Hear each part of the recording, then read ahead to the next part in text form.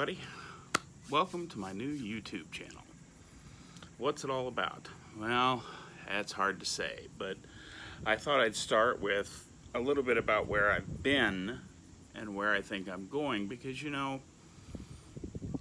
where we've been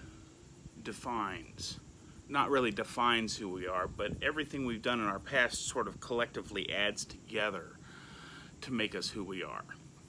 So let's begin. I was released from the United States Army in 1983 because I was told I had gout.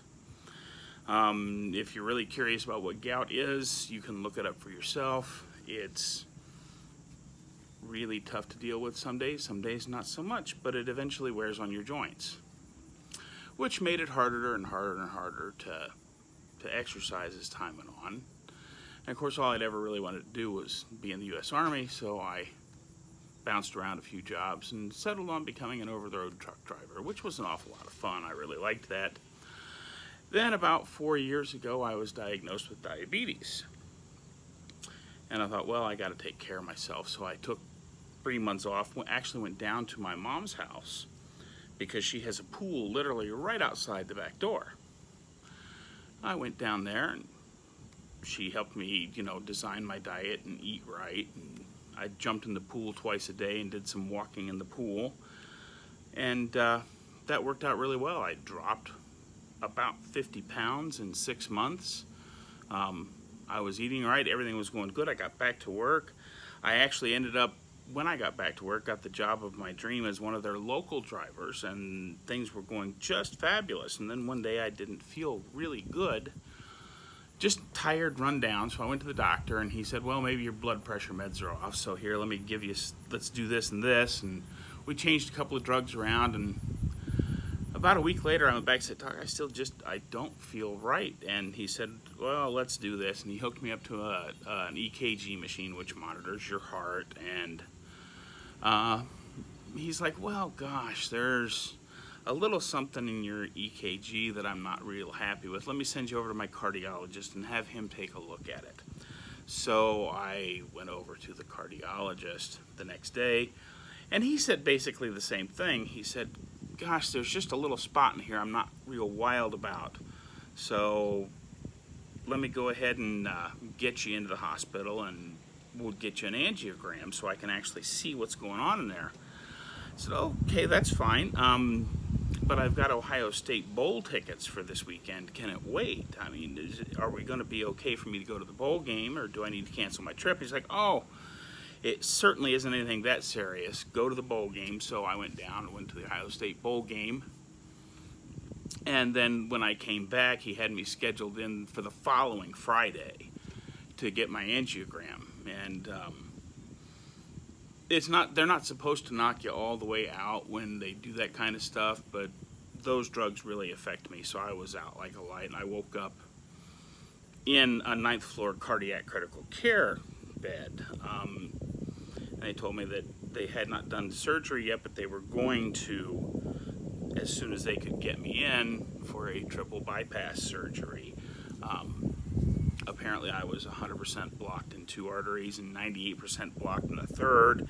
Nobody had any clue it was that bad. I was still up and walking around, and I felt off and tired, but I didn't really feel horrible.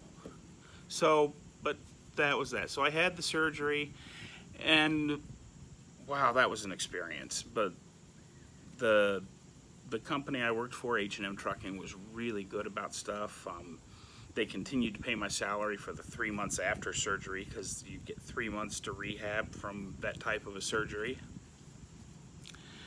And I spent the entire 3 months getting ready to go back to work. And then a week before I was due to go back to work, I discovered that I wasn't going to be allowed to go back to work because my sternum did not heal properly. And one of the sticky little points that the DOT puts on the form that the doctor has to sign when you come back from heart surgery is your doctor has to sign a form that says your chest is 100% healed. Well, my chest is not 100% healed, and it's never going to be 100% healed, so I just have to come to grips with the fact that I'm never going to drive a truck again. So I looked around, tried to find something I could do, and of course I was still, just 3 months beyond heart surgery, so I started working for a guy named Mike, MJ Express. It's a delivery service, and he runs packages around all over the city, but all I really do for him is I get up at 4:30 in the morning and take a van 126 miles west out to Columbus, Nebraska, get the van unloaded, turn around, bring it back, and I'm done for the day. And that's enough. But it pays me enough. I managed to pare my life down enough that I don't have any really big bills, and 24 hours a week is enough, plus I work on Friday and Saturday at Putting Plus, which is a miniature golf course that was previously known as Putt Putt Golf. And Dave, the owner there, has been super nice about setting the job up so that I could do it. So that's been really good. So that's not a big deal. I'm not doing this video to try and make money, although, who couldn't use a couple extra dollars in their pocket? But really, that's not why I'm doing this. Now we come to the point of where I'm at now and why I'm making this video. The first year I was working for Mike, I was still pretty much recovering from my heart surgery, so I went, basically I went to work for 4 hours a day, came home, and that was it. Slept, got up, went to work, came home, watched TV, rummaged around the house. I do go to the Y a couple times a week and walk in their swimming pool, because their swimming pool is really nice. It's got zero entry. You can get right into it. I'll show you that at some point. But here it is, almost 18 months after I started working for Mike, and I still found myself just going to work and going home, going to work and going home, sleep, eat, go to work, come home, doing nothing. So I found myself falling back into that rut. And of course, the problem when you're semi-retired like I am is that all your friends are still working. So if you want to go do something, you got to wait till 5 or 6 o'clock in the evening when they're all getting home. And of course, by that time, since I get up at 4:30 in the morning, I'm in bed already by the time they're ready to go do stuff. Hang on just a second. Got to pause this. I had to pause there. There was a little family walking by, and I'm still not super comfortable with talking to myself out in the middle of nowhere, but it's okay. So anyway, all my friends are, they're doing stuff. I'm already in bed because I got to get up at 4:30 in the morning to go to the one silly little job I can get that I don't mind doing and I can physically do. So I was feeling pretty cut off. I thought, well, I want to go do stuff, but I don't like to go do stuff alone.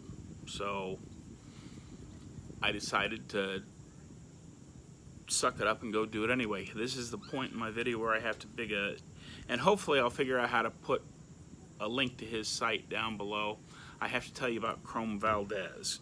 Chrome has been a huge inspiration to me. I've been watching his YouTube channel for several weeks now, and his story is just great. He's a guy that lives in a van. He's a DJ,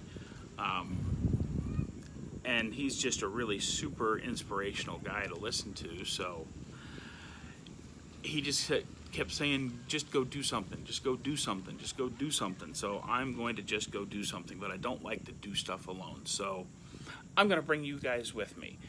If you want to see some of the places around Omaha, that's great. If not, that's okay too.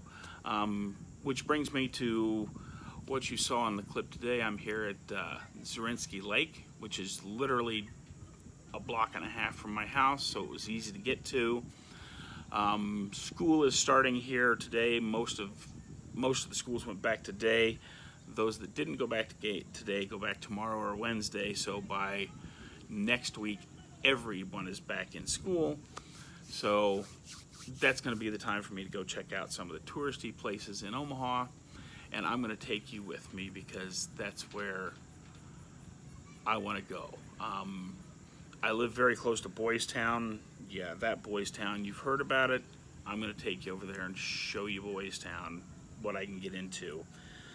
That'll probably be 2 or 3 different trips because I can't walk that far yet. The whole reason I go to walk in the pool is that my arthritis is advanced enough from having the gout all these years that my joints don't work real well. I mean, I just found out about a month ago that, I was having some back pain, went to the doctor, and discovered that my arthritis had progressed to the point where I actually have some fused vertebrae and arthritic spurs growing on my spine. So that's been a lot of fun to deal with. But anyway, we're certainly going to go see the Omaha Zoo. That thing is big enough that'd probably end up being 6 or 7 or 8 or 9 trips. But these little trips are designed to get me out of the house and do something, so I don't drop into another rut of just going to work and going home, going to work and going home. I want to do something besides just sit at home and go to work. But again, none of my friends can go because they're all still at work still, so you guys get to be my crowd to go with me to all of these places. If there's any place you've heard about in Omaha that you'd like to see, let me know about it. I'd be happy to check it out for you. But I think that's about all I have time for today. You all have a great week, and I will see you next time. I think I'm going to go to Boys Town next time, but I might go show you putt-putt golf first, because that's actually pretty cool. It's been there for 51 years, so there's a lot of good stuff over there. Talk to you soon.